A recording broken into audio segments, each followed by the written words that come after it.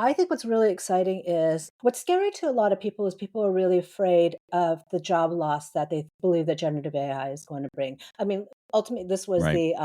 this was the root, not the root, but this was a huge topic for the writers and actors strike, for Hmm. example. Oh, massive. Massive.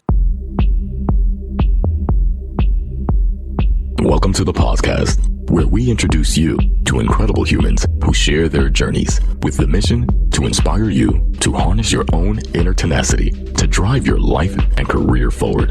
And now, your host, Adam Posner.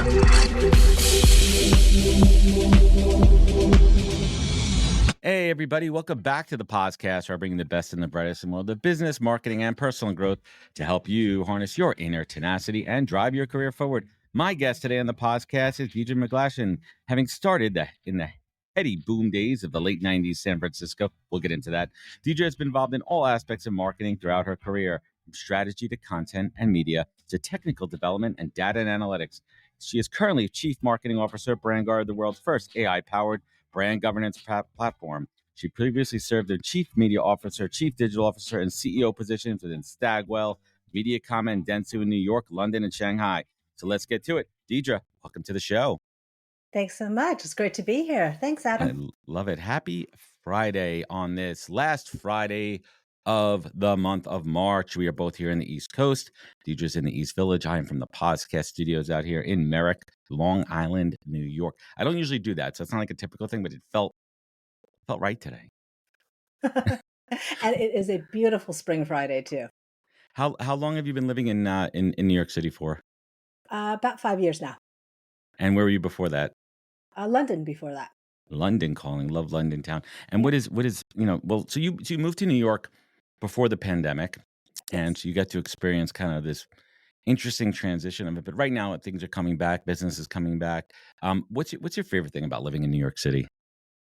Oh, that's a great question. I love that. I love the fact that it's always changing. There's always something new happening. It's sometimes sad. Sometimes some of your favorite places close, but then something else opens that's amazing. And I think you always need change in life. You need it. And that's what I mean, I miss living in the city. We've been out here in the burbs for 9 years at this point. Born and raised New Yorker, lived in New York City, Manhattan proper for about 10 years before my wife, with our first kid. And it's just an energy and a vibe, right? And that's Yeah. why I think so many people relate, the ad industry, creative world to New York City. I'm going to jump around here a little bit, but like, what's kind of your hot, like, people are going to string me up for this one. They're not going to like this hot take, but I really feel that if it was remote work when I started in ad agency world, I would not have this background. I would not be where I was today because I was able to learn from great leaders like yourself, to watch you in a pitch meeting and see how you interact, with clients and internally too. What's kind of your feel on this whole new workplace that we have? It's a tough one. I think it's a tough one. I agree with you. I think that we had a lot of opportunities when we started out because we were live, because we could be walking by a desk, because we could be working on something and have someone walk by our desk and say, Exactly. "Hey, I like that. I don't like that. Why are you doing that?" We'd learn something. However, I think that hybrid and remote are here to stay. I don't think we're Agree. getting rid of them. And I think this next generation also, their concept of what's real, I don't think it's as important to them, this kind of liminal difference between physical and digital. They have friends and have grown up with friends who are in different parts of the country that Hmm. have the same interest in them, i.e., Minecraft or things like that. So I think that in the same way that when we were coming up, our bosses made sure to invite us to the pitch meetings, to invite Hmm. us into these learning opportunities. I feel like, in a way, remote offers those same possibilities, and the old guard needs to adapt to it as well. I think it's easier when you're doing a remote pitch to have more young people in the Right. room because they're not technically in the room. And Hmm. so I think there's an adjustment that needs to be made as well. That's a tremendous take too, and I think it's kind of like, I sound like the boomer now in the room too. Oh, back in my day, that's how we did it, and I think it's a give and take. I think it's finding those opportunities, but also, I truly don't think, like, digital has done a great job of collaboration and bringing people together, but nothing's going to replace that. So going back to this idea of hybrid and finding ways to bring people together when you can, offsites, client meetings, what have you, bringing people into a more kind of shared workspace environment. It's quite interesting. Who was your first mentor in the industry, and what did you learn That from him or her? That is a great question. I would say probably the CEO of the first agency I ever worked for, who's still a good friend of mine, Tim Smith. The agency was Red Sky Interactive, and he had created this incredibly creative and collaborative environment. And I think what really resonated then and still resonates to me is he is a big Marshall McLuhan fan, big media studies. Hmm. So he took the medium as the message and turned it into true use of the medium. Because you have to remember, this was in the mid 90s. So we had just been given the gift of the commercial Baby internet. internet. Baby internet. Exactly, and Like baby his AI. stance totally like baby AI, and his stance was, "We've just been given this gift as marketers, and it is our responsibility to push it to its limits and to do things that could have never been done before without this new tool. We have to learn this new tool and to use it to the best." So if we got a brief, we'd bring him concepts. He would sit there, he'd say, "Can it be done in any other medium?" And we'd go through it. Could it be done in TV, print, door to door, Hmm. events. We would just go through everything. And if we said yes, he'd say, Mailers. "Go back and do it again. You're not pushing this enough." I I mean, we love that. pushed things till we broke them, but it was an Well, awesome, awesome time. And I think about that a lot in terms of fit of message and medium. yeah, that is solid and spot. So let's bring everyone up to speed on your background. I mean, how and why did you get into this industry? Because it's like it's always a fun story. Like a lot of my career, everything happens almost by accident. So I wanted to make movies when I was a little kid. I fell in love with Hollywood. I fell in love with the idea of movies. I think Wizard of Oz, I watched it every year when it came out. It was always broadcast. I can't remember now. It was either Thanksgiving or the holiday season, but I think it was the holiday season. I watched it every year, and I was just so inspired. I told my immigrant Chinese family that I wanted to go off and be a filmmaker. You can imagine how well that went down. So I think that I've always wanted to be creative and to have something more to do with the arts. But then I got into film school, started doing it, and realized it's a lot more collaborative than one would think when one is a kid. And I think that that dependency on a big machine to get something done was something that I didn't expect. So, It's well, interesting. I just want to mhm, pause in that for a second there, yeah. and you spoke about being a first generation immigrant too. Do, what's that like? May I ask when your parents came over to this country? First of all, what were they doing in China, and what did they do when they came here? I love to understand that kind of relationship because it's fascinating. What I mean, I'm married. My wife is was no, she was born in Minsk, Ukraine, and what her parents did here versus what they did there, and this kind of like immigrant mentality. What was that like? So both my parents were born in China, and both of them fled China as young children, right during and after World War II. Interesting. So my father ended up, and his family ended up in Macau and Southeast Asia, and my mother's family ended up in Hong Kong. And so whilst my mother was in Hong Kong, she wanted to emigrate to the US to go to college. So after she finished high school, she went straight to work for Life magazine Mm, to save her money so that she and her sister could emigrate to the US to go to college to get their bachelor's degree. My father's journey was he had grown up around Southeast Asia, bopping around city to city, and then went and got his university degree in Taiwan. So his father was living in Hong Kong at that time, and he was also working for Life magazine. mm. So my dad went to pick up his dad and met my mother, said hi, got to know each other, and then never thought they would see each other again, but both had aspirations to immigrate to the US. So as all immigrants do, they stick together. Do you know what I mean? You Yep. exchange information, you know a cousin of a friend of a, that typical story. Old school networking So old school networking, exactly. So my mother before and her LinkedIn. sister came, and ended up going to the University of Montana. Not exactly sure how they ended up at the University of Montana in Missoula, but my dad and his family separately came to San Francisco. And my dad realized that he didn't realize it was a recession first off, and he thought it was because he only had a bachelor's and needed an American degree. Hmm. So he reached out to my mother and said, "Can you tell me a little bit about the college system in the US? Since I didn't expect to do this, I know nothing about it." My mother had, of course, done all this research. So she said, "Yeah, I'm in this great school." And she introduced him to, I think, the math professor. And my dad ended up going to the University of Montana, Missoula as well to get his master's in physics. And that's how the two of them became a thing. So this would have been in the mid 60s, around 63, 65. Country was a different place. World was a different place. Yeah. Yeah. So, I got born in San Francisco. Born in San Francisco, and what did your parents do? What was their career path? So their career path, my father was an electronic engineer, so he designed very appropriate for today. He designed, test systems for microchips. Cool. So imagine things that test like the microprocessors, Hmm. silicon. Exactly. So he worked in Silicon Valley.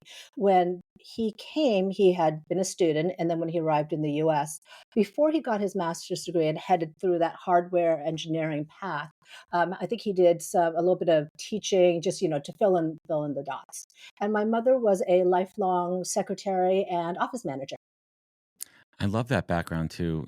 Highly educated parents coming over here, making a better life for themselves, and ergo they have a great life for Were they always supportive of your creative path and your career trajectory? Not really. Why? They respected it. They Why? respected What did they it, want you but to I'm do? Did they pretty have some kind of higher aspirations?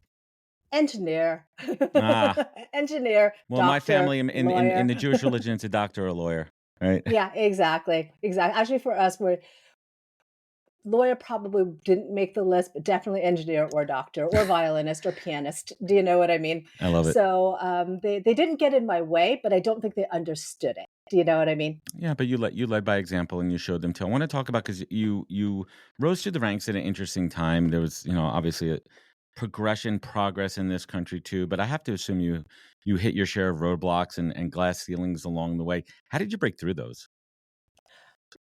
Um, by ignoring them mostly, Hmm. and I think you could only get away with that at a certain not age, I would say. I think at a certain attitude in your life, in a certain comfort level in your job, in a safe space in your job as well. Do you know what I mean? So one of the things I experienced when I was at one agency was I was being left out of senior meetings. Mm, But I would know when right. they were because it wasn't that big of an office. Yeah, I could So I see you would just guys in start the show up. conference room. Why am I not in there? Exactly. So I would just show up as if I was invited because it was more awkward to uninvite me when I was physically there already. So I just did that continually until finally I just started making it to the Can't invite list because can't I knew I ignore was you. going to show up anyway.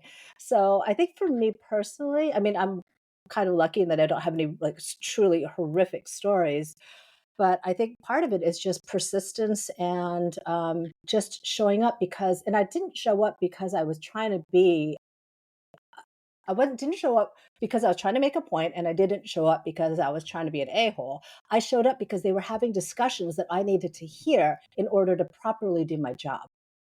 That's interesting. So as you rose through the ranks and on the agency side, Stagwell, MediaCom, Dentsu, C-suite senior level positions, which is absolutely incredible. What was, as you're growing into a leader yourself, a people leader, client leader, agency leader, thought leader within the industry, what was one of those, kind of first I love to kind of ask this, like it's not really a mistake, but it's more of like a roadblock or an aha moment, like, wow, I thought I was doing something the right way, but this moment enlightened me and it kind of changed my perspective on leadership. Oh, I think that is a continual learning, and I think I continue to learn that every day in life in general, especially think with the world being as crazy as it is today. I think that the first time it dawned on me that the adults didn't know what they were doing was I love was that. absolutely enlightening. It's like, "Wait, what? Who did What? what to who to where when what how who We you spent don't how much money on get." what? Exactly. I think it's a we at the dawn it dawned on me, we don't get to an age or a title where you know how to do everything and it's all under control. Nope. And that's because the world continues to change. Even if you knew what to do 10 years ago, the world changes in your decade on. So I think that to me, it wasn't I think it was just watching and seeing. I think the dot-com bust really being so young in my career at the time and then having to go through that, having to go through the layoffs, having to lay off my team, my friends, having to watch that change, I was like, "Whoa, this there isn't a point when you It's know not fair. everything." Yeah, exactly. It's not fair because you think eventually you would.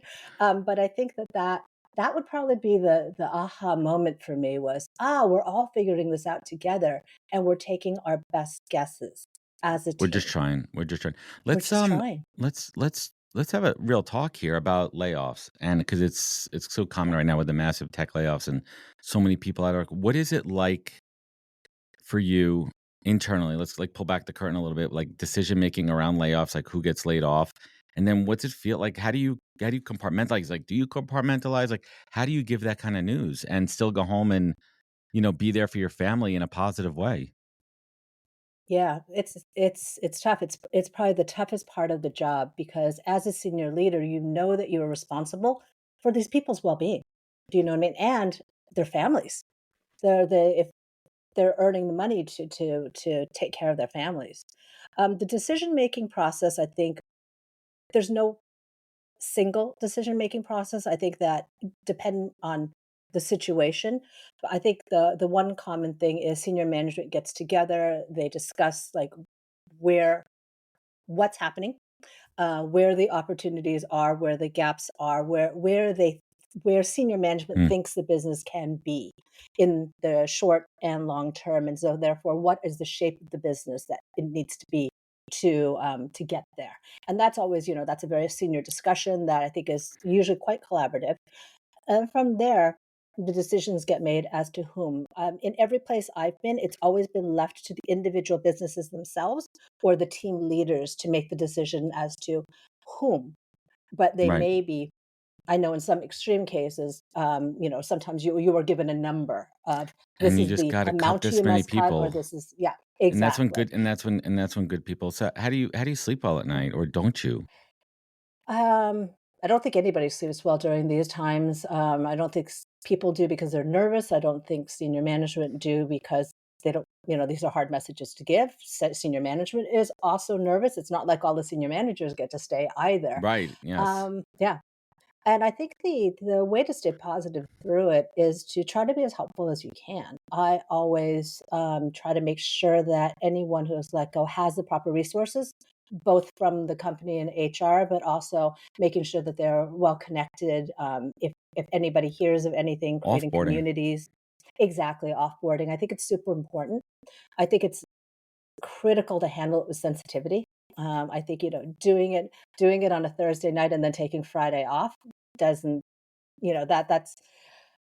that wouldn't be my style because the people who get left behind need as much aftercare They need you. as the people who are being offboarded because suddenly they've lost their colleague, they've lost their friend, they've doubled their work. So it's a whole complex matrix of emotions and To trickle down. logistics that I think that you have to handle it as sensitively as you can, and everybody has a different style.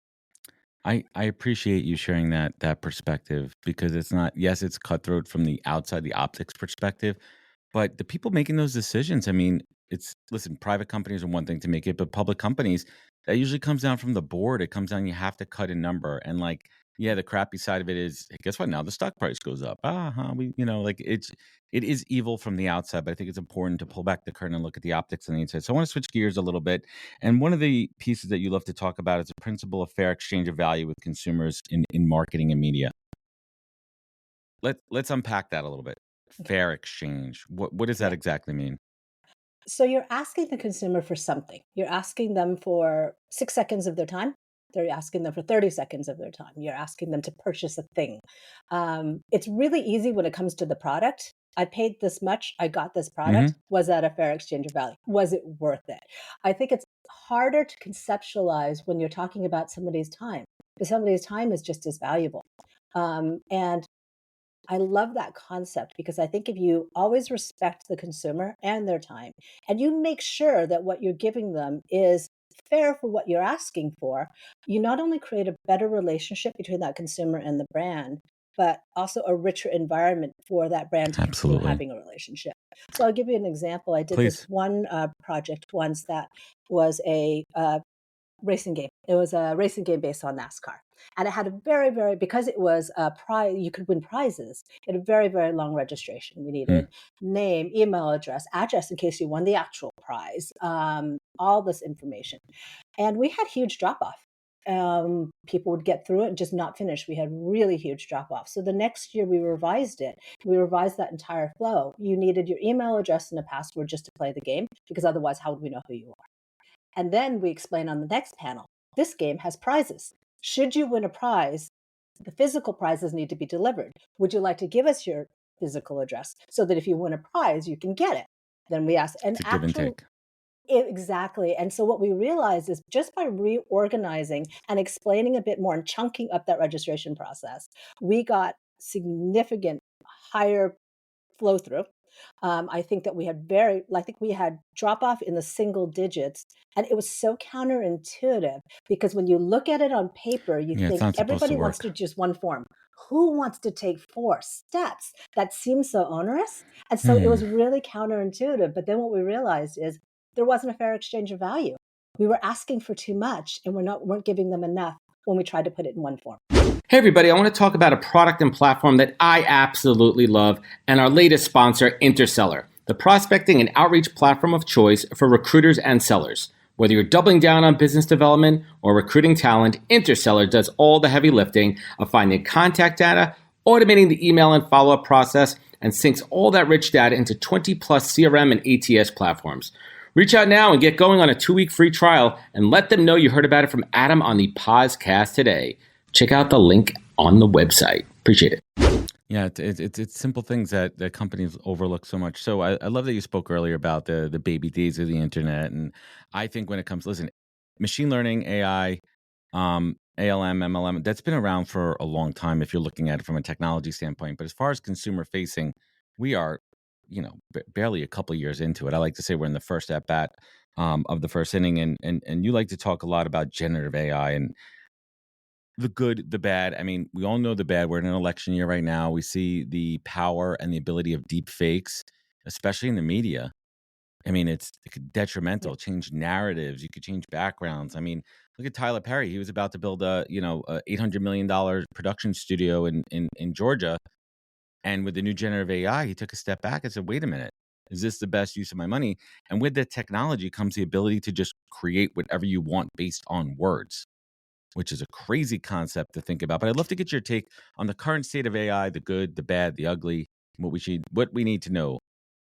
I think the first thing we need to remember is that we are in the baby stages. It doesn't feel baby because when you use something, when you see what's out there and what it can produce, it feels so slick and so professional. It doesn't feel like we're in the early Hmm. days, but we have to wrap our heads around the fact that what we're seeing now actually is rudimentary. It is. Um, I think it's important that people question and ask questions about how is this being trained? What's it being trained on? So Hmm. that we can, because if you don't question what it'd be like not asking what somebody's background is, hiring somebody and not asking what they had done previously. Well, it's interesting too because I just got back from a big HR tech conference too, and AI is obviously the buzz, and how to use AI in recruiting, talent sourcing, HR, and we talk about the question to ask any AI vendor or company is, what do you do with the AI? That's a real question. What are you going to do with it? Tell me about it. Mhm. And where's the data coming from? What are the Yeah, inputs? Because yeah, with AI, different than Google search internet, AI is based on what's already inside of it, what you're feeding it and how you're prompting. And I think that's super critical. So let's talk about exactly. BrandGuard AI. What's BrandGuard all about? So what we do is it's a brand governance platform. So we know that brands are really going to want to take advantage of generative AI. And we also know that even currently, if you think about all the assets we see in the world for every brand, there are just a lot of them. So we built a platform so that you could put the assets through it and it could score it for you and tell you whether or not it's the right logo, right font, right color, right look and feel to alleviate a lot of that work because we know that in the future there'll be a huge volume of great assets that are being created by generative AI with or without a human. I mean, a human will always prompt it, but if you think about one of the opportunities, it's really hyper targeting and really, hyper personalized messaging, which is fantastic. It's great for brands, but no human can check 1,000 messages or 5,000 messages a day. So No, I mean we built this it's a volume tool. game. Exactly, it's a volume game, and so we built this tool to effectively alleviate that through the use of models so that we can evaluate against a brand style guide and also, previously what they've told us are on-brand assets and off-brand assets. It's so interesting too because we talk about this technology evolution, revolution, and the speed, volume, just the prolific amount of content that you can make it. Like, for example, I use an AI tool. I'm going to take this video from our Yeah, podcast. I'm going to put it through this tool called Opus. It's going to use virality scoring, and it's going to spit out clips for me at time 30, 60, 90-second clips, and then it's done.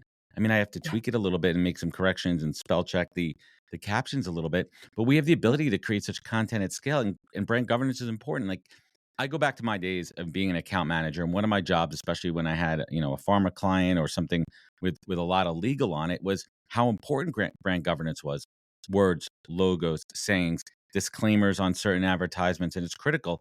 And especially now, like, even it's separate but related. I was uploading a YouTube video the other day, and it asked me, "Did you use any AI in creating this video? Are you misrepresenting the original content?" I was like, Mm, "Damn, we're in a whole new world here." Right? yeah, we We're are. why'd you choose to join this company? I chose to join this company because I am really excited about being on the advent of this. And also, I joined this company because it really resonated with me. Every time a new technology is brought into the commercial space, into the marketing space, we've run into problems that were unintended consequences.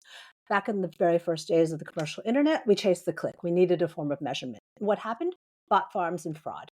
Then we had to bring Mhm. in third party ad serving and verification. So Mhm. everything, a problem has always happened. And then we've had to bring in something to circumvent it. So I got really excited about this because we all know, as exciting as generative AI is, there will be some unintended consequences. And I saw these guys and said, "Oh my God, you're already building a tool to mitigate those Mhm. unintended consequences? That's incredible. I've never seen that before." So instead of just be sitting on the sidelines and wringing my hands, going, "Oh, I'm really worried about what's going to happen to the marketing world when generative AI comes in at scale," I decided I wanted to help try to solve the problem. Oh, I love that. How do you stay sharp on the industry? Like, Um, Great friends, mm, talking to people. This new team that I'm working with, I've learned so much from them. I learn from them every day. Um, just humans. I think you stay sharp because you making new friends helps you stay sharp. I'm lucky enough to have a lot of friends in many, many different industries, and just having that kind of breadth of conversation on a regular basis, I think keeps the mind sharp. I think it's really easy to get into tunnel vision. It's really easy to get into kind of specialist vision. And for me personally, I love human interaction, be it digital or be it physical. I just love chatting with people because I learn so much from every single person. yeah, I mean, it's just about opening your eyes and opening your mind and having that abundance mindset. And it goes for sharing as well. Sharing information, but it go, I mean, the old adage, you never want to be the smartest person in the room, then you're in the wrong room. But it's true, and especially in the space of Mhm. technology. I mean, I do the same thing. I put myself into those conversations. I want to be there. I want to be the fly on the wall. I want to be listening. I want to also validate experts, like, because in this world of instant fame and gratification, everyone's raising their hand and saying they're an expert, especially when it comes to AI and technology. But who are those experts? So, I mean, what advice would you give someone out there? Let's just say who's in marketing. How do you vet or suss out someone's expertise? I think this is something we don't really talk about a lot. That's a great question. I think, like you said, you educate yourself as much as you can, and then you ask questions. You ask questions if you're allowed to. So if you actually meet the person, and then I think, quite frankly, if what you're watching is their podcasts, their videos, reading their blogs, it's making sure that you also read other blogs, that you're also seeing other videos to see what other people have to say on the subject. I think that there are certain people that are kind of industry standards that Mm-hmm. you Established credibility. establish. You're kind of like you feel pretty confident that they would can be they would be trusted. But if you meet somebody new, it's kind of figure out, well, what did these guys say versus like what this guy says versus what I'm hearing. And I think that there are people who know a lot about everything. Um, but there's always room to learn more. And I think I would always mistrust an expert that acted like they knew everything and there wasn't room to learn more, because there always is room to learn more, no matter how Mm, good you are at something. agree. What's exciting you in this tech space? Not just with BrandGuard, but like just in Yeah, general.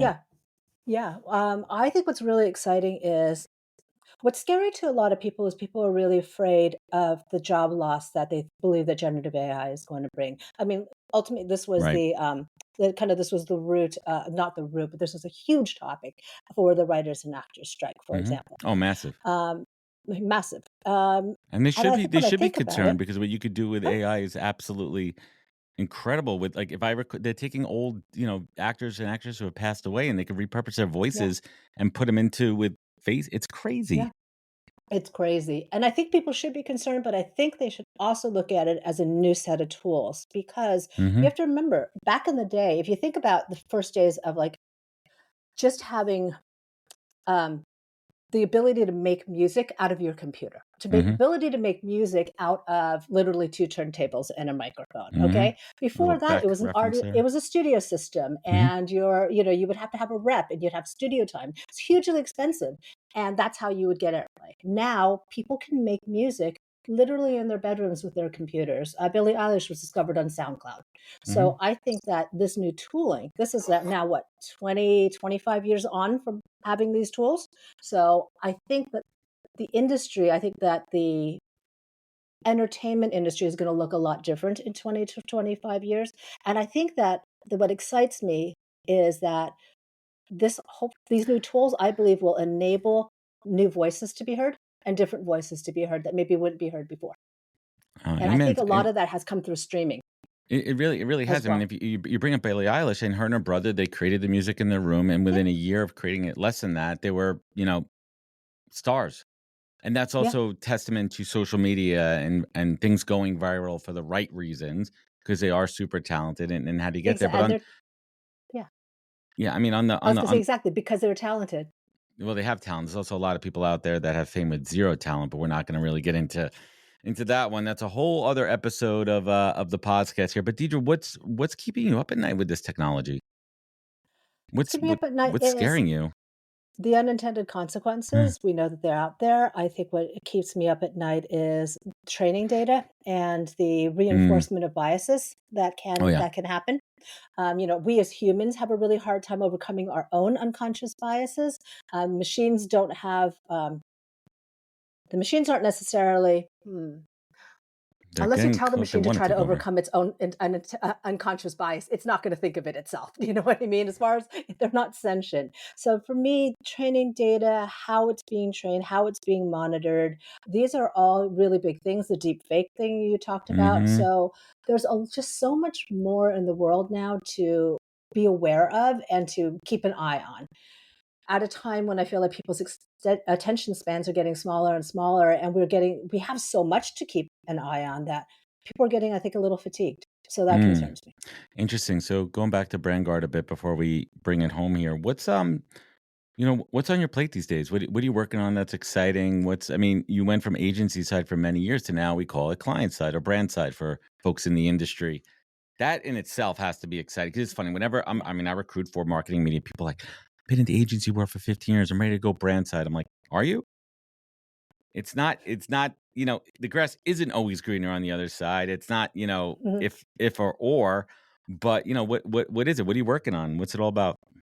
What I'm working on is just working with the team, working on getting this product out, and a lot of just marketing around that because it's B2B marketing, which is Hmm. also different. And a lot of my career, I've done B2C marketing.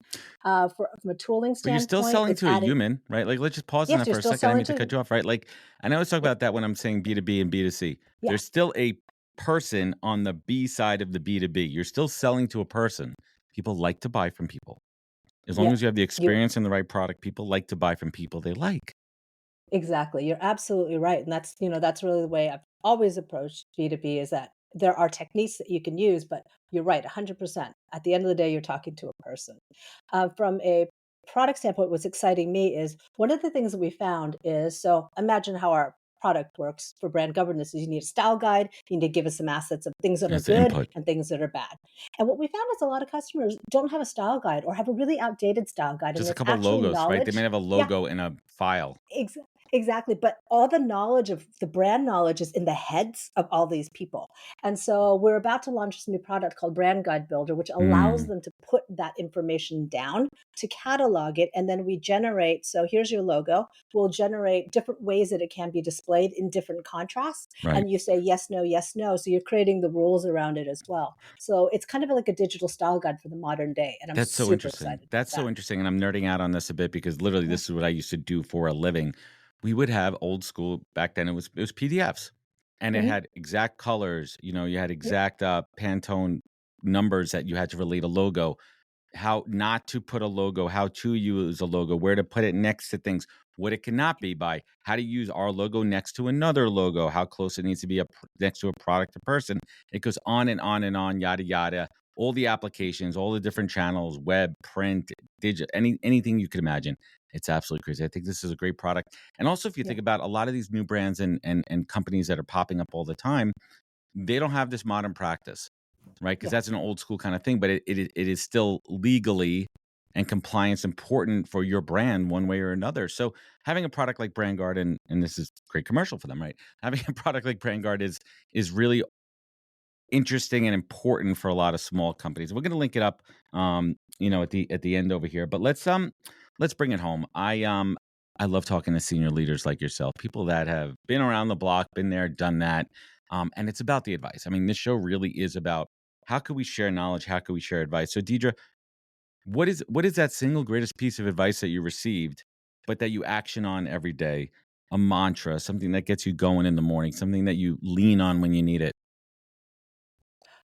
I think greatest, not exactly a piece of advice, but I had this one boss who used to always say that he was the dumbest person in the room. And he loved being the dumbest person in the room because it meant that there was always something to learn. And he woke up every day and he told himself, I know nothing. Hmm. And he would just learn throughout the day. And I've always loved that because I think that there's always room to learn. And as I said, anyone who thinks they're an expert and doesn't have anything else to learn um, is totally making it up. I think that natural curiosity is how I think the curiosity is that X factor. And I Hmm. think if you have, and you can, you're lucky if you're bored with it. I think is innate, but you can also train yourself to be curious Agree. by asking questions. So I think for me, that's probably the biggest thing is never feeling like I know anything and never being afraid to say, "Oh, I don't know that. Can you tell me more?" Or "I don't know that. Let me find out for you." I think for a lot of people, especially when like a senior person or a client asks them a question, Hmm. it's almost mortifying to say, "I don't know." And one of the things I spent a lot of time when I was on the agency side working with my more junior team is I would tell my specialists like search, social, etc. I'm like, "You know more than the client, so don't be afraid to speak out because you are an expert in this area and you know it better than they do. So stop panicking." And then also I would teach them, if the client asks something you don't know, don't ever be afraid of saying, "I don't know that. Let me come Yeah. back to you with that." There's knowledge. There's confidence in not knowing, right? There's Yeah. confidence in that because you're confident and you're not bullshitting, you're not saying, you're not making something up.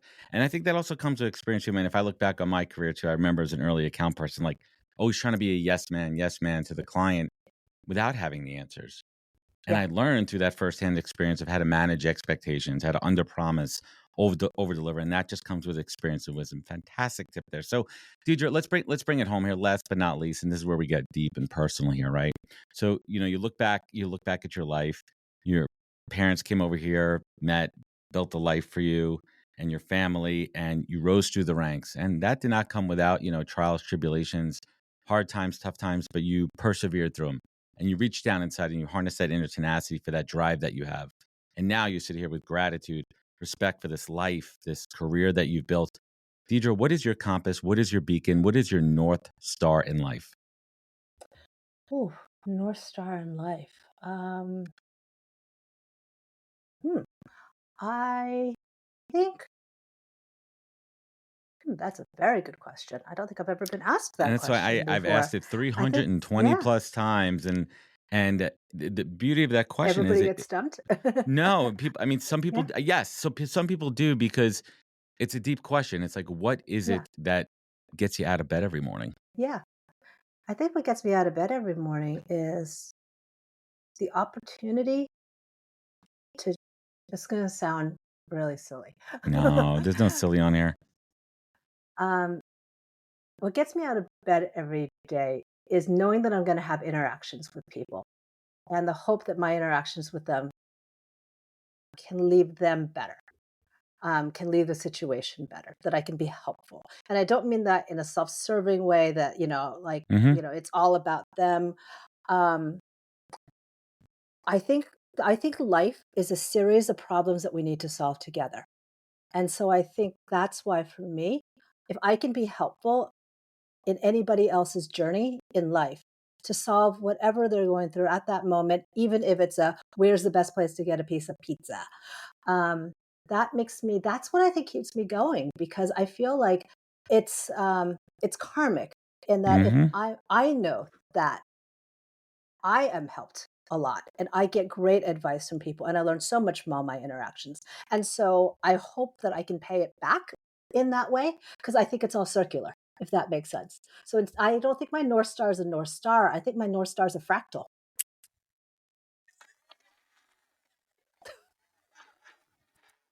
That's the first time, actually, first time someone has said their North Star is a fractal. I love it. Deirdre, that was a great explanation. And what I love about your answer there was you really had to think about it. And it really tells Yeah. who you are. And I want to thank you so much for joining us today, sharing your wisdom. I want everyone to check out BrandGuard or sign up for a demo. You could go to BrandGuard.ai, or you can reach out to them, contact@BrandGuard.ai. And Deirdre, what about yourself? What's the best way to get in touch? You can reach me there, or you can reach me at Deirdre@BrandGuard.ai, DEIRDRE. Awesome. Deirdre, I want to thank you so much for joining me. Hang out as we sign off here. Everyone, if this show meant something to you and you liked it, sharing means caring. And also a review, a rating goes a long way, and we appreciate it. You can find out more at thepodcast.com. Follow us on Instagram at NHTalent. You know where to check us out. You know where to follow. Remember, be good to yourself, be better to others, and catch us next week for another great episode of the podcast. Take care, everybody. Wisdom is forever, but for us, it's time to go. Thank you for joining us. Luckily, we'll be back with our next episode soon, jam-packed with more incredible humans. Thank you for listening, subscribing, and sharing. To join the conversation, search the podcast on LinkedIn.